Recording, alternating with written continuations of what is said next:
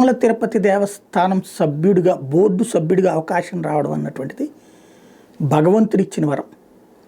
ముక్కోటి దేవతలు పూజించేటటువంటి స్వామి అక్కడ కొలువై ఉన్నాడు. ఆ స్వామి సన్నిధిలోకి మీకు వెళ్ళే అవకాశం లభించింది.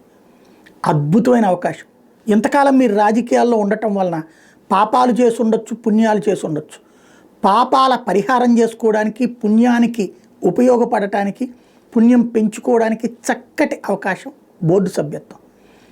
ఈ ఏడాది ఉందా, 2 ఏళ్ళు ఉందా, ఎంతకాలం బోర్డు సభ్యులుగా ఉంటారో అంతకాలం రాజకీయాలు మాట్లాడకండి. అనవసరపు దూషణలొద్దు. సాధ్యమైనంత వరకు భక్తులకి సేవ చేయండి. ఆ భక్తుడికి మీరు చేసే సేవ భగవంతుడికి మిమ్మల్ని చేరువ చేస్తుంది. ఆ భక్తుడి ప్రయోజనం కోసం మీరు పడే తపన భగవంతుడి ఆశీస్సులు మీకు లభించేలా చేస్తుంది.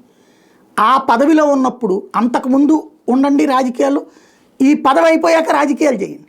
ఈ టైం వరకు నోటిని అదుపులో పెట్టుకోవడం, రాజకీయ వ్యాఖ్యానాలు, రాజకీయ స్టేట్మెంట్లు పక్కన పెట్టడం, పూర్తిగా శ్రీనివాసుడి కొలువు, ఆ శ్రీనివాసుడికి సంబంధించిన వచ్చేటటువంటి భక్తుడు, ఇదే దృష్టితో పెడితే ఆ విధికి న్యాయం చేసినట్టు అవుతుంది. లేదు మేము వెళ్ళే ధోరణి కరెక్ట్ అనుకుంటారా? ఎవరిష్టం వాళ్ళ దగ్గర.